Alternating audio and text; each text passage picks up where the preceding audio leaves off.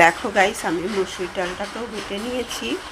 যেমন করে আমি সয়াবিনটাকে বেটে নিয়েছিলাম মিক্সার জারে দিয়ে, তো আমি কী বলে মসুর ডালটাকেও বেটে নিয়েছি। আজ আমি মসুর ডাল আর সয়াবিনের পকোড়া করে তোমাদের দেখাবো, তো তোমরা ভিডিওতে কন্টিনিউ থাকো।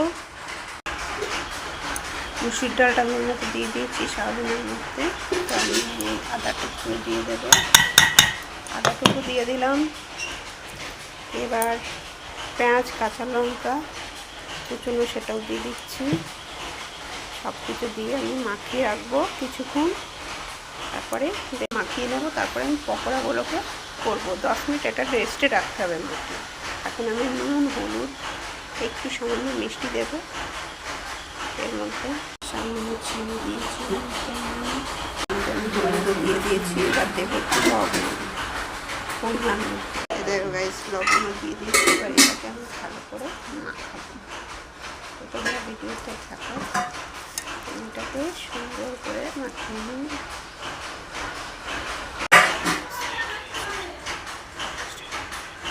তো দেখো গাইস, এটা আমার মাখা হয়ে গেছে। 10 মিনিট আমি রেস্টে রাখি। 10 মিনিট পরে আমি পকোড়াটাকে সয়াবিন আর এই মসুর ডালের মিক্স পকোড়া আমি 10 মিনিট পরে ভাজবো। তার মধ্যে রেখে দিই 10 মিনিট পরে। তো গাইস ততক্ষণ আমি আপেলটা খেয়ে নিই, তারপর আমি 10 মিনিট হয়ে যাবে, তারপর পকোড়াটাকে আমি ভাজবো।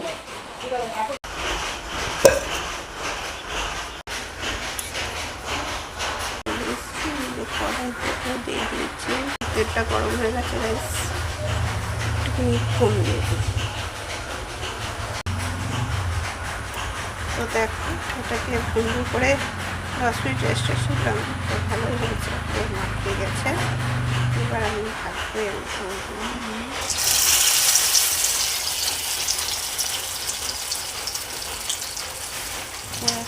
তো এখন পকোড়াগুলো ভাজা হচ্ছে। দেখো লাল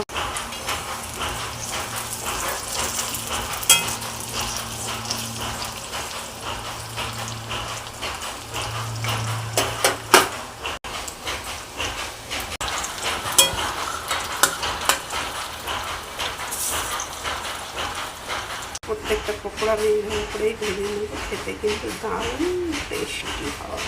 গাইস দেখুন আমি পকোড়াগুলো ভেজে নিই।